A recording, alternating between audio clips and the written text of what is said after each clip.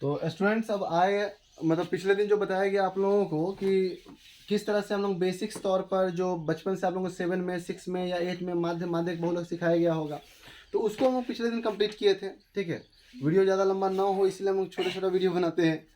अब आगे देखेंगे, आज हम लोग कोशिश करेंगे आगे वाले क्वेश्चंस को समझने का। ठीक है, आएगा क्वेश्चन जैसे आप जब 9th और 10th में जाओगे तो 9th 10th में जाने के बाद माध्य को 3 विधियों द्वारा सिखाया जाता है। ठीक है, जिसमें से आज हम आज बताने जा रहे हैं माध्य के 3 विधियों के बारे में, लेकिन 3 विधियों को कंप्लीट आज नहीं कर पाएंगे, सिर्फ एक ही विधि को कंप्लीट करेंगे, लेकिन समझ लेंगे तीनों के बारे में। ठीक है, तो जैसे मान लीजिए माध्य है, तो माध्य को इंग्लिश में क्या बोलते हैं?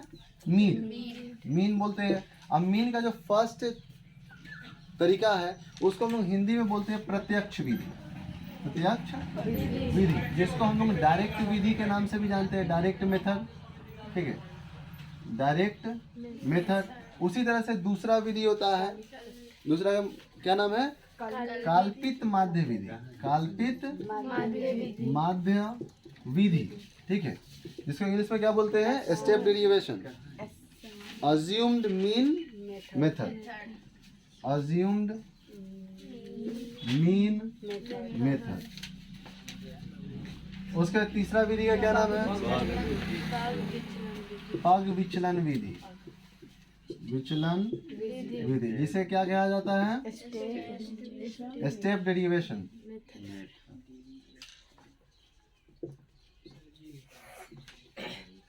तो ये तीनों विधियों को हम लोग पहले इतना समझ लेते हैं कि कभी भी हम लोग जब माध्य बनाएंगे तो माध्य को 3 विधियों से बनाया जाएगा।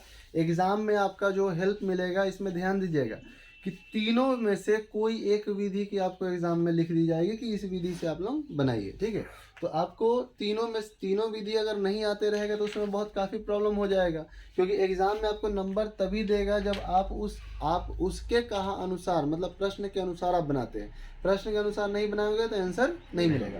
तो याद कर लीजिए, 3 विधियाँ होती है। पहला होता है प्रत्यक्ष विधि, दूसरा होता है काल्पित माध्य विधि और तीसरा होता है पग विचलन विधि। हम ये तीनों को बारी बारी से अलग अलग विधियों के माध्यम से हम लोग सीखेंगे। ठीक है, तो आज हम लोग शुरू करते हैं प्रत्यक्ष विधि को। ठीक है, प्रत्यक्ष विधि जिसको हम लोग क्या कहते हैं? डायरेक्ट मेथड कहा जाता है। तो अब ध्यान दीजिए, जैसे मान लीजिए कोई क्वेश्चन है। ठीक है, इसका फॉर्मूला ऐसे हम लोग क्वेश्चन के साथ ही समझ लेंगे, ऐसे समय भी कम लगेगा और जल्दी भी समझ आ जाएगा। कोशिश किया जाएगा कि आपको जल्दी, मतलब आसान तरीके से समझाया जाए, जिससे एक बार में समझ आ जाए। जैसे मान लीजिए कोई क्वेश्चन है, आपको दे दिया पहले वर्ग अंतराल और इधर दे दिया बारंबारता।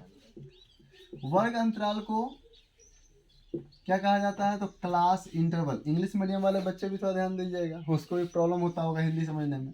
तो क्लास इंटरवल। और बारंबारता को कहा जाता है फ्रीक्वेंसी। ठीक है, हिंदी इंग्लिश दोनों साथ में चलते हैं, इसलिए क्योंकि बाद में जब एग्जाम का टाइम है, कभी कभी ऐसा होता है बच्चों के साथ में, कुछ हिंदी ऐसा भारी लैंग्वेज इस्तेमाल किया जाता है या वर्ड इस्तेमाल किया जाता है जो याद नहीं रहता है, और इंग्लिश वाला वर्ड याद रहता है। तो इंग्लिश हिंदी दोनों रहता है, उसमें कुछ से भी याद आ जाए। तो इंग्लिश हिंदी दोनों को देखते हुए चलेंगे। ठीक है, जैसे मान लीजिए क्वेश्चन है 0 से 10, 10 से 20, 20 से 30, ठीक है, 30 से 40, 40 से 50, ऐसे करके दे दिया। और इधर में दे दिया फ्रीक्वेंसी 10, 5, 7, 13, ठीक है, 15। ठीक, ऐसे करके क्वेश्चन दे दिया और इसमें बोला गया कि इसका आप माध्य ज्ञात कीजिए। ठीक है, तो माध्य ज्ञात करने का कौन सा विधि हम पहले जानेंगे?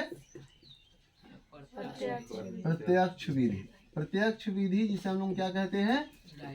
Direct method. अब इसको समझते हैं। डायरेक्ट मेथड में करते क्या है? तो जो आपको सारणी दिया गया है, इस सारणी के बदले एक नया सारणी आपको बनाना पड़ता है। नया सारणी में क्या करोगे? ये दोनों चीज तो वैसे ही रहेगा, बस 2 चीज और बढ़ जाएगा। ध्यान से समझिएगा, 2 चीज क्या बढ़ेगा? तो ये x बढ़ेगा जिसको हम लोग बोलते हैं चर मान। ठीक है, और चौथा क्या बढ़ेगा? तो सिग्मा fx का वैल्यू बढ़ेगा। fi लिखो, इसको xi लिख दो। अब ये कैसे हम लोग ज्ञात करते हैं उस चीज को समझिए। बहुत आसान है ये सब। ठीक है, इसमें भारी लगता है बच्चों को, लेकिन ये कुछ भारी नहीं है। सबसे आसान चैप्टर यही है, और उसके बाद आता है आपका प्रायिकता।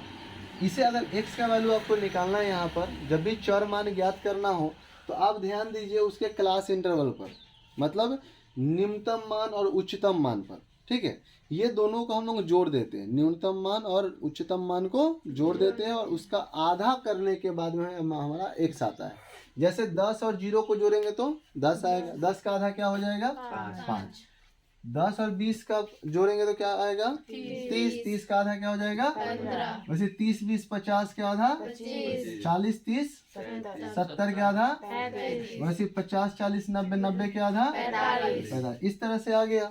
अब यहाँ से हमारा सिग्मा एफ आई एक्स है। सिग्मा का मतलब देखिए ध्यान से समझिएगा, इसको कहा जाता है सिग्मा। क्या कहा जाता है सिग्मा का मूल मीनिंग होता है योग।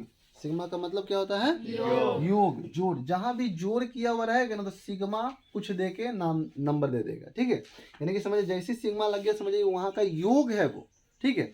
हायर क्लासेस में आप ये सब चीज सीखते हो जाओगे। तो यहाँ देखिए अब sigma F I into X I, अब इसका मीनिंग दे दिया कि सिग्मा करना यानी कि योग इसका करना है नीचे, ठीक है, लेकिन एफ आई एक्स आई का गुना करना है और तो यहाँ लिखना है। तो एफ आई का मान ये हुआ, बारंबारता को एफ आई से सूचित करते हैं या एफ से सूचित करते हैं, और वही चर मान को एक्स से सूचित करते हैं, ठीक है। तब 10 में 5 से गुना करेंगे क्या आएगा 10 में 5 से गुना करेंगे तो वैसे 15 में 5 से 25 में 7 से 175 ही आएगा ना, और 35 में 13 से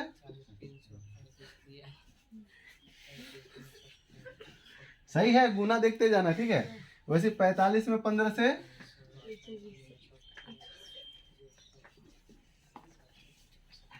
सही है, गुना को तेजी में देखते जाओ, ठीक। अब हमें करना क्या है, तो यहाँ पे अब करना है ज्यादा कुछ नहीं, अब बस आप f वाले वैल्यू को, ठीक है, f वाले मान को और fx वाले मान को जोड़ दो, ठीक है, जोड़ कर ले आओ मान। क्योंकि प्रत्यक्ष विधि में ज्यादा कुछ नहीं किया जाता, बस इसके मान को और इसके मान को जोड़ दिया जाता है। तो इसके मान को जोड़ेंगे कितना आएगा 5 3 8 7 15 5 20, 2 1 3 1 4 और 1 50 आ गया। यानी कि सिग्मा एफ का मान आया। सिग्मा क्या चीज का मान आया एफ का मान, ठीक। और उसी तरह से ये सिग्मा एफ एक्स का मान क्या आएगा एफ आई एक्स आई का। तो यहाँ पर इसको जोड़ के यहाँ लिख दीजिए, समझ आएगा कि नहीं, इसको जोड़ के यहाँ लिख देना और कुछ नहीं करना है। अब ये जो दोनों वैल्यू आया ना, अब हम प्रत्यक्ष विधि द्वारा जो माध्य ज्ञात करते हैं उसका लिखने जा रहे हैं फॉर्मूला, ठीक है। प्रत्यक्ष विधि द्वारा माध्य का सूत्र होता है, सूत्र क्या होता है sigma F x by sigma F. बस इतना छोटा सा फॉर्मूला है। अब इसका वैल्यू रख दीजिए, एफ आई इंटू एक्स आई का वैल्यू जो यहाँ आया होगा उसको क्या कर देंगे ऊपर लिख देंगे, और यहाँ जो आया है सिग्मा एफ आई का मान उसको नीचे लिख देंगे, काट कूट कर देंगे, आंसर। इससे भी आसान कोई विधि है नहीं ना। तो चलिए आज के लिए इतना ही रहने दिया जाए, अगले दिन के लिए इंतजार कीजिए।